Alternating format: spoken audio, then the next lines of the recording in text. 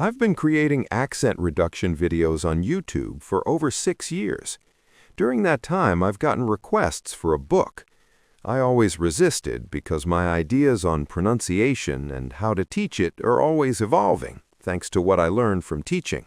I'm still not done learning. Hopefully, I'll never be. But I started to see the importance of writing a book for organizing my thoughts on pronunciation and setting up a structure for study. Many people find a video through search and don't have any idea how it fits into the bigger picture of American English and accent reduction. This book presents the big picture of American English pronunciation as I see it. It is broad but not deep. I look forward to completing other books, videos, and courses in the future that will go deep, that will elaborate upon the groundwork presented in this book. As I've been exploring pronunciation, one thing that initially surprised me was how much opinion comes into play. There are teachers I respect who have different ideas than I do about how something should be pronounced and how it should be taught. There is no one right way to speak English or to teach it to non-native speakers. Truly, this is Rachel's English. This is my way of teaching how I talk, as clearly and methodically as possible. In school, I did not study how to teach English or pronunciation or any foreign language. I did not study linguistics. I did not study how to teach anybody anything.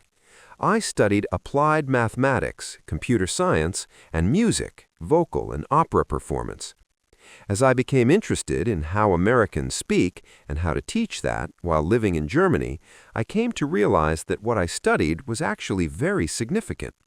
What I have developed in Rachel's English and this book comes directly from those fields of study, from singing, increased body and voice awareness, connection to rhythm and melody, a keen ear and the ability to imitate.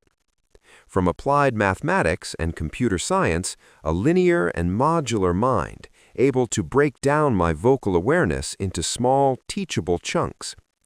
Developing Rachel's English from the beginning has been about experience and first-hand investigation more than book learning. This book is written only to support practical experience, perhaps in ways that are sometimes unconventional. I hope something in it will help you communicate more effectively and confidently in English. What are the most important things about this book? Learning pronunciation concepts together. Most books and resources will teach sounds separate from every rhythm and intonation. But we never use sounds by themselves. They are always a part of words and sentences where we cannot ignore rhythm and intonation. So when you learn a sound in this book, you'll learn what it sounds like in stressed and unstressed syllables.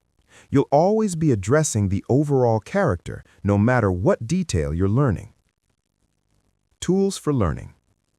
Before you start, get to know what tools you'll find for learning in this book. Pictures. There are several color photos in this book.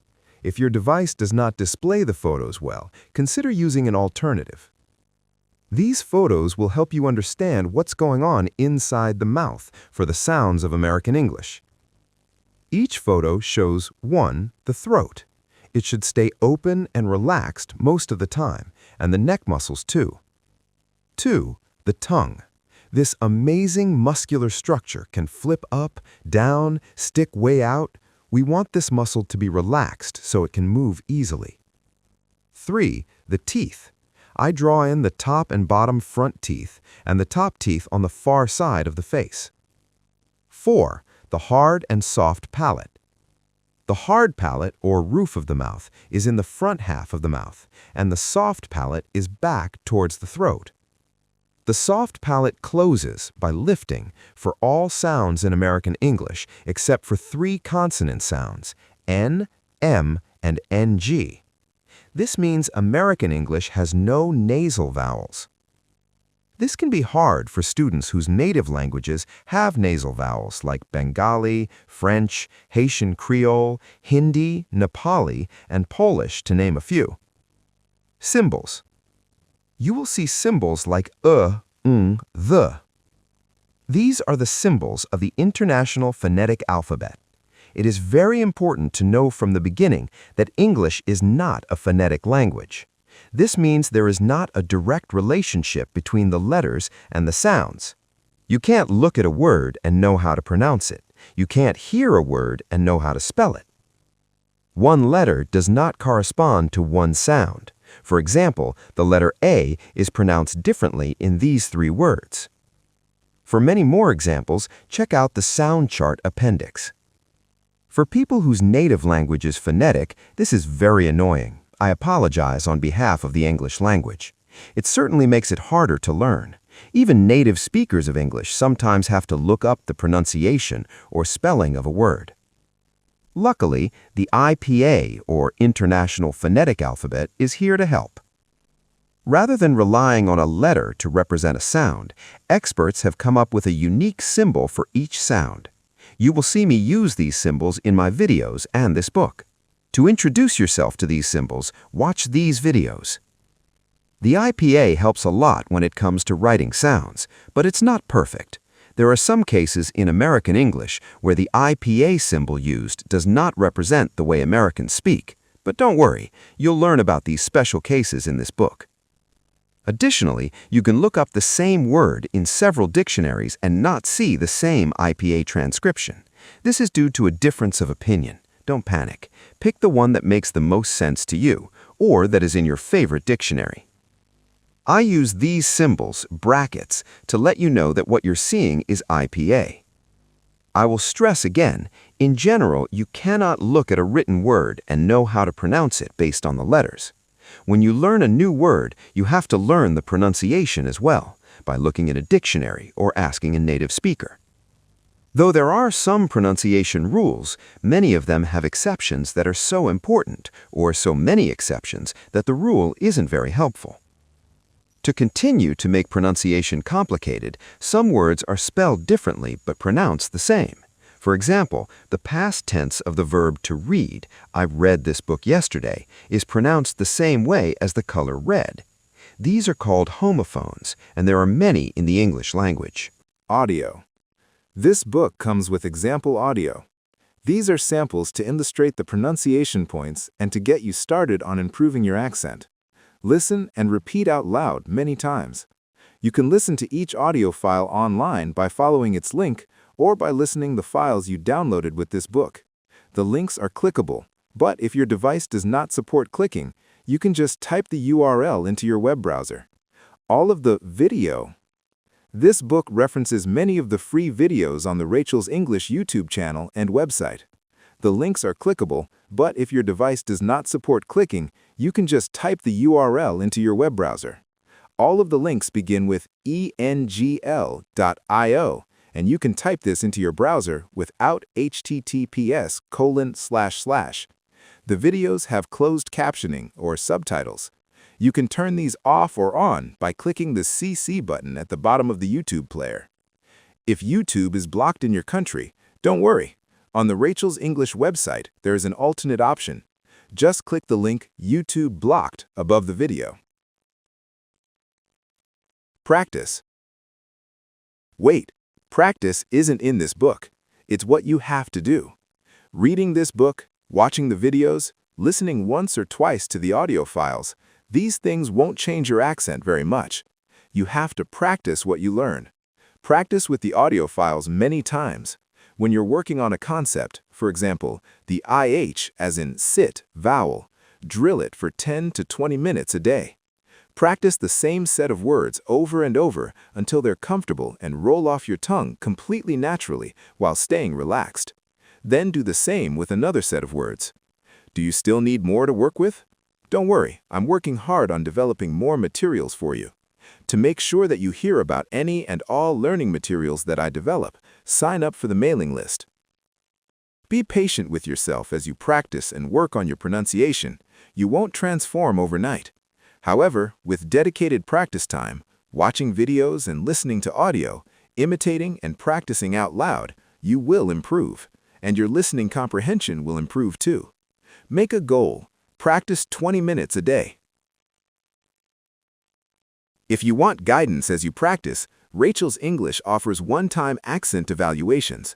This can be a great way to learn what you need to work on and how to do it. If you want to coach every step of the way, then lessons, also offered by Rachel's English, are a great option. Currently, teacher Tom Kelly, who you'll hear on the audio files in this book and see in some videos, offers both lessons and evaluations through Rachel's English. He is trained as a singer and professional actor, getting a master's degree in acting from Harvard University. He is an exceptional accent coach and has been working with Rachel's English students since 2012. Chapter 1. Getting Started. Placement. What are the most fundamental building blocks of language? The sounds that make up that language? That's where most people seem to want to start. What about the melody and rhythm? These, in many ways, define the character of the language more than the sounds. What about the placement? What is placement anyway? All three of these broad topics affect the other two. To try to work on one exclusively before moving on to the next cannot achieve the goal of speaking English like an American. In this book, we will begin with an overview of all three before moving on to focus on any one of them. As you improve in one area, you should find that the other two areas also see improvement. Let's start with something a little unconventional. Let's not start with English. To begin, we're just going to imitate vocal sounds. There are two reasons for this. One, to practice and improve imitation skills. A student with strong imitation skills will end up sounding much more like an American than a student with poor skills. Two, to practice and get comfortable with making new kinds of sounds. Even students who are great imitators will only go so far with their spoken English if they're not comfortable using sounds and placement that feel funny, that are outside of their native language. What kind of student do you want to be? Decide now, it's important. I will be a student who spends a lot of time and energy practicing only with sounds and feelings that I am already comfortable with, that I already know from my native language. I will be a student who spends a lot of time and energy practicing with every weird sound and feeling I can come up with. I am willing to try things that sound and feel foreign. English is a foreign language. It should feel foreign. If it feels a lot like your native language, then it probably doesn't sound very American. Working with completely new sounds and language concepts can be challenging and uncomfortable as an adult. They can feel embarrassing. Generally, resistance to discovering and using new sounds and new language concepts like reductions is the greatest barrier to sounding American, not actually reproducing the sounds and characteristics of American English. Listen and repeat. Audio 1.1 Imitation. Remember, this isn't English. You'll hear random vocal sounds to practice imitation. Each sound or nonsense word can be heard once with a pause after for you to repeat. Try to repeat everything exactly like you hear it. Experiment. Don't be afraid to sound crazy. Try closing your eyes and focusing on just the sounds. What is engl.io/ab1? Type it into your web browser to listen to the audio online or listen to the file you downloaded with this book. Placement. Of the three topics I mentioned earlier, sounds, melody, and rhythm, and placement is the least concrete and most difficult to teach, but it's incredibly important. What is placement? It affects the overall timbre or quality of a sound. If the word timbre is new to you, don't worry. I didn't hear it until I was in college studying music. Think of a violin. It can play a lovely little melody. A flute can play the same melody, the same exact pitches and rhythm. But do they sound the same? Definitely not. Even if you can't see the instrument, you know if it's a flute or a violin. The difference is the timbre, the quality of the sound. That sound defines the instrument more than the pitches or the rhythm it plays. That's important. The instrument of the voice is the same. The vocal cords, also called vocal folds, vibrate involuntarily as the air pushes through from the lungs below, and the body around that shapes the sound to give it its timbre. Through teaching, I've learned how tension affects the placement of speech. American English has a very relaxed throat and neck. This allows the placement of the voice to be low. I feel it coming from my chest or the base of my neck. Very few of my students have a low American placement when they first come to study with me. The placement of other languages is higher in the face, or sometimes further back in the throat. Listen and repeat. Audio 1.2. Placement. Let's experiment with placement. I'll say the part of my body where I feel the resonance, then I'll make a vowel sound from that space. First, just listen and see if you can hear the difference. Then, imitate the sounds and try to put the resonance in the same part in your body. Touch that part while you make the sound, hand flat on the chest, fingers on the nose, etc. Can you feel your voice in different parts of your body? If you can, great. Think about always letting the voice rest low, resonance in the chest, through relaxation. Speaking from here will sound very American. It's important to note that speaking with a low resonance does not mean simply lowering the pitch. If you lower the pitch but still have tension in your throat and neck, your voice won't have the relaxed nature of American speech. Relax and open up your neck and throat to let the resonance sink lower. Never try to force your voice down. You can probably hear the different placements on the audio file, but maybe you're not good at imitating them yet. That's okay. Definitely keep working at imitating the sound, but let's get you some other tools too. The only thing between you and American placement is tension. Many languages involve the use or engagement of some part of the body that American English does not. I'm going to call this extra engagement or work tension. Any extra tension in the neck, throat, or tongue lifts the placement. Remember, in American English, placement is very low. That means you need to release tension in your neck, throat, and tongue to let the placement sink down. You can't force it. How do you release it? If your native language involves some tension, then that tension feels very natural to you and can be hard to identify. This is where you need to use your body and not just your mind. To help you develop body knowledge and relaxation of the neck, throat, and tongue, take a look at the following set of videos. Do the exercises along with the videos. Try to feel yourself relaxed. Even use your imagination to picture yourself relaxed. Make some vowel sounds. Then speak your native language, but pay attention right before you do. What changes in your body? Is tension added anywhere? If you noted anything, write it down. Do this activity with all of the 4 relaxation videos. Tension isn't the only thing that can lift your placement. So can a lowered soft palate. This puts the sound in the nose. Some languages have a lowered soft palate on many sounds, including vowels. For example, French, Portuguese, Vietnamese, and Chinese. For a list, see Wikipedia's page on nasal vowels. When the soft palate is lifted, it's closed. This is what we want for all sounds in American English except M, N, and NG. When it's lowered, it's open. This allows air to go past it and up into the nasal cavity, making the sound nasal. This brings the placement higher. It's hard to feel and move the soft palate. We all do it without thinking about it as needed for the sounds in our native languages. If you have nasal vowels in your native language, you'll probably need to think about this when working on English. If you think your soft palate isn't closed, there are a couple of things you can do to lift and close it. First, think of creating more space in the back of your throat. Sometimes this thought helps students naturally close the soft palate. Second, think of drinking through a straw or really do it. What changes in your throat? Your soft palate has to close so the water doesn't go up into your nasal passages. Can you identify what it feels like in the back of your throat? The more you can identify and get used to the idea of a lifted and closed soft palate, the easier it will be for you to speak with a low placement. Everything you do in the rest of this book should build on what you worked on here.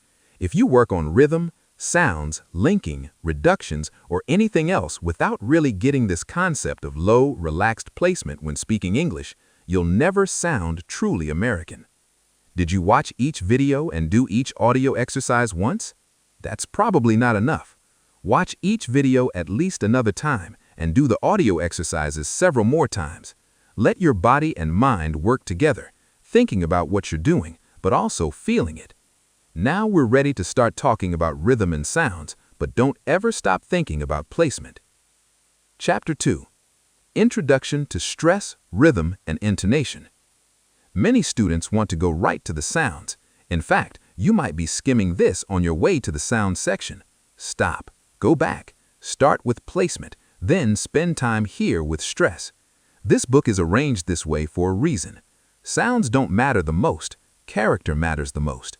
The character is based on the placement, rhythm, and melody. We will get to the sounds, but first lay the foundation. It's your best chance at successfully transforming your spoken English. In some languages, all syllables are the same length. In English, we have long, stressed, and short, unstressed syllables. This distinction is very important. You can never sound American if you make all the syllables the same. Every time you learn a word, learn the stress. Keep lists of words with the same stress. For example, a list of 2-syllable words with stress on the first syllable, or a list of 3-syllable words with stress on the middle syllable. Practice these groups together. Most dictionaries will use this symbol to mark a syllable with primary stress and this symbol to mark a syllable with secondary stress. All other syllables are unstressed. Syllables with secondary stress, W, are more like unstressed syllables than stressed syllables, but we'll talk more about that later. Often, when people talk about word stress, they talk about long or short syllables or rhythm. But we can't talk about rhythm without also talking about intonation and other vocal factors. They all go together. Intonation is the rise and fall of the voice in speech, the pitch, which you'll study more in later chapters. Stressed syllables have a little curve up, then down in the voice. This is the intonation of a stressed syllable. This shape, especially in the curve down, defines the stressed syllable and makes it sound really American. What about unstressed syllables?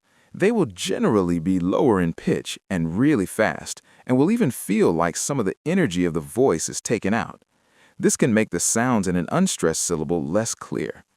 Watch this video on the word download. In it, I compare the syllable load in download, which is unstressed, to the syllable load, the verb, which is stressed. Hear the difference in length, volume, and intonation. They don't sound the same, even though the sounds are the same. Unstressed syllables should be so short that there's no time to change pitch, no time for a curve up, then down in the voice, like for stressed syllables. However, if you have a string of unstressed syllables in a row, the pitch may be moving up towards a stressed syllable or moving down after a stressed syllable. For example, in the phrase, "It's amazing," we have 4 syllables. The third one is stressed, so the pattern is da, da, da, da. Now it's time for you to get comfortable putting the intonation or melody, the shape of the voice, and the rhythm together. To keep it simple, we're not going to add words yet. Don't worry, that will come. But first, make sure this feels comfortable. How smooth can you make your line? How fast can you make your short, unstressed syllables? Listen and repeat. Audio 2.2, Rhythmic Patterns. First, you'll hear a rhythmic pattern just on the melody on the vowel Try to imitate it just like you hear it, including a nice, relaxed placement. Think about your neck and throat being relaxed so the resonance is low. Like all vowels, the soft palate is lifted to close the passage to the nasal cavity, letting no air through. Some students have a hard time relaxing all the way, and this vowel comes out more like the as in father vowel. We'll compare the two after